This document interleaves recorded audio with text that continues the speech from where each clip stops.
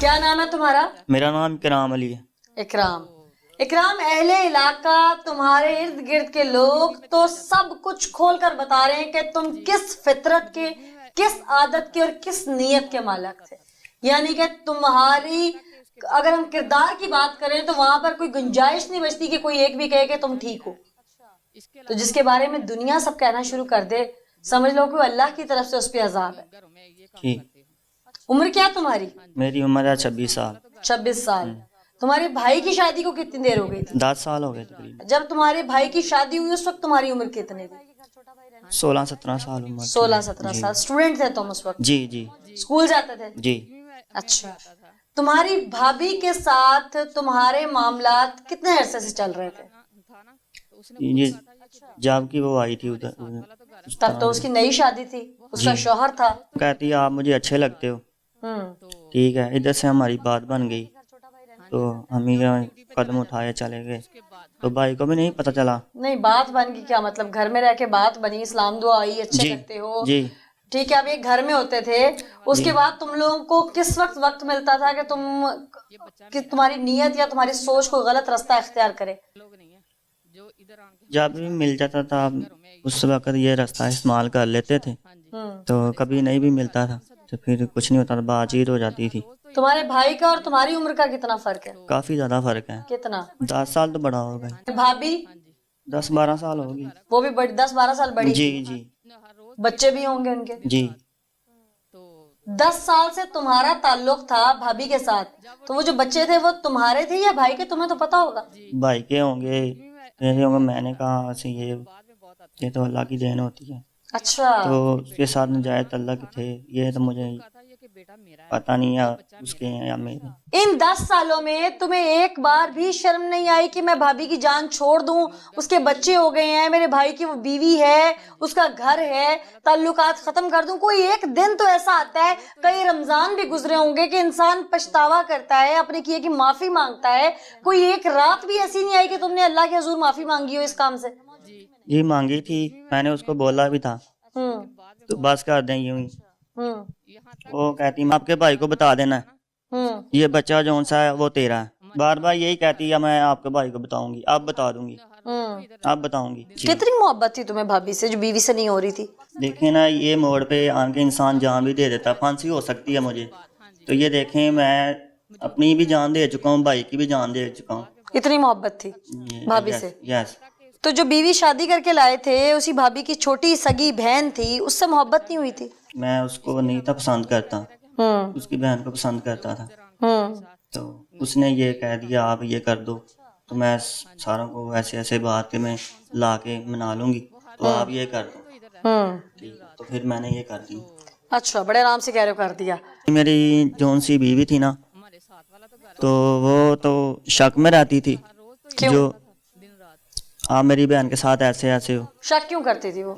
जो उसकी बहन थी ना, वो कहती थी मेरी बहन से आप मिलना नहीं है अब। कौन कहती थी? भाभी? जी। अच्छा, तुम्हें मना करती थी कि तुमने अपनी बीवी से बात नहीं करनी, उसको हक अदा नहीं करना उसका? जी। अच्छा। जी। फिर वो लड़के घर चल गई अपनी शादी के बाद भी नहीं छोड़ी। हालांकि तुम्हारी बीवी तुम्हारी हम उम्र थी, नौजवान थी, कुंवारी थी, तो तुमसे शादी करके आई। इसके बावजूद तुमने एक अपने से 12 साल की बड़ी उम्र की औरत, 2 बच्चों की माँ, तुम्हारी सगी भाभी, उसके साथ तुमने अपने ताल्लुकात रवा रखे और फिर तुमने नाजायज असलहा खरीदा और अपने भाई को कत्ल कर दिया। वो कहती थी इसको मार दो, हम दोनों शादी कर लेंगे। बच्चे थे ना जी, उसके? जी।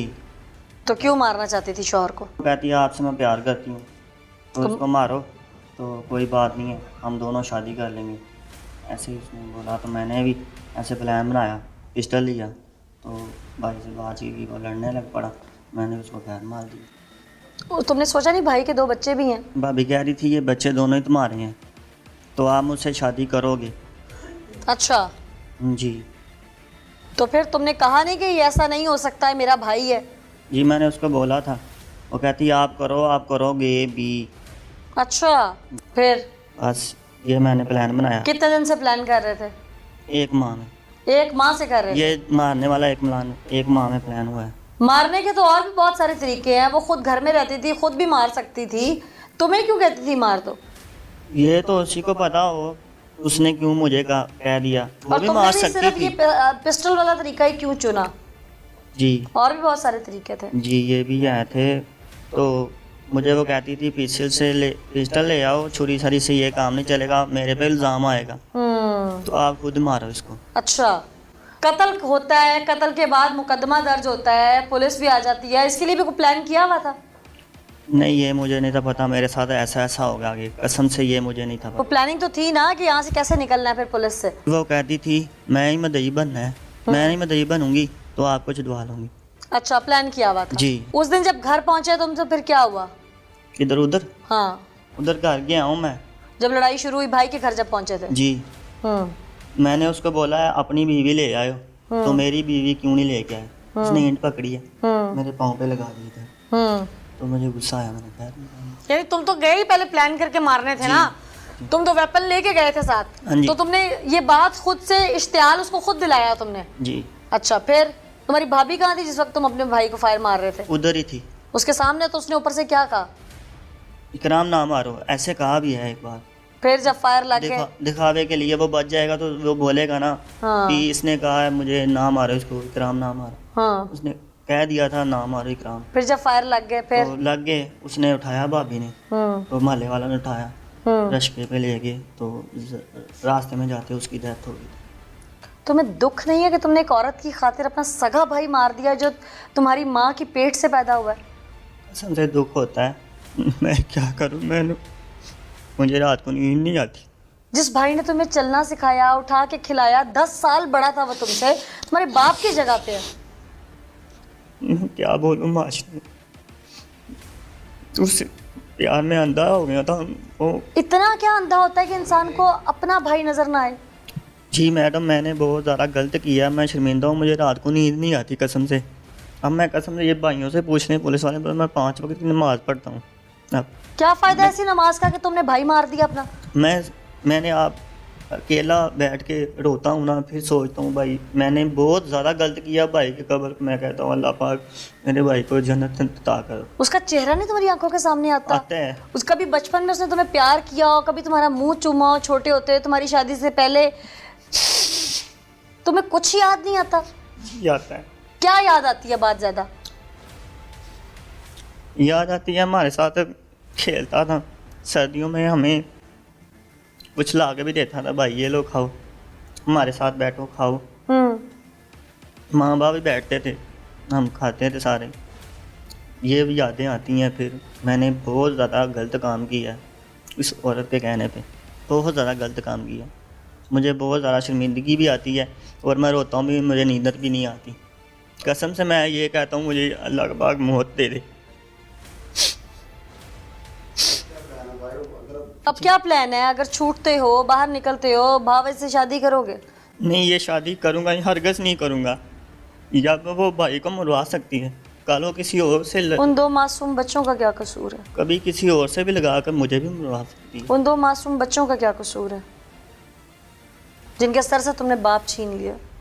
जी बहुत ज़्यादा। मैं सारी जिंदगी उन्हें बाप का साया नहीं दे सकोगे जी तुम। नहीं। उस बीवी का क्या कसूर है जो तुम्हारे निकाह में आई और तुमने उससे एक तो वफादारी छीनी, उसके बाद उसकी बहन चलो मुलजमा थी, तुम्हारे साथ मिली हुई थी, लेकिन सारी ज़िंदगी का दाग के कातिल की बीवी, एक बदकिरदार शख्स की बीवी। जी नाज़रीन, इंसान जब इश्क में अंधा होता है, दुनियावी इश्क में, तो वो ना अच्छा देखता है, बुरा देखता है, ना माँ बाप देखता है, ना बहन भाई देखता है। लेकिन जिस वक्त वो अंजाम पे पहुंचता है, अपने किए की सज़ा भुगतने लगता है, तो उसे एक एक रिश्ता याद आता है। वो माँ का चेहरा भी आंखों से गुजरता है, उस बाप का चेहरा भी, उन बहन भाइयों के शफ़क़त भरे हाथ भी, और वो अच्छी बुरी तमाम बातें जो उसे वक्त ने या घर वालों ने सीख के तौर पे दी होती हैं, लेकिन उस वक्त वो सीखना नहीं चाहता।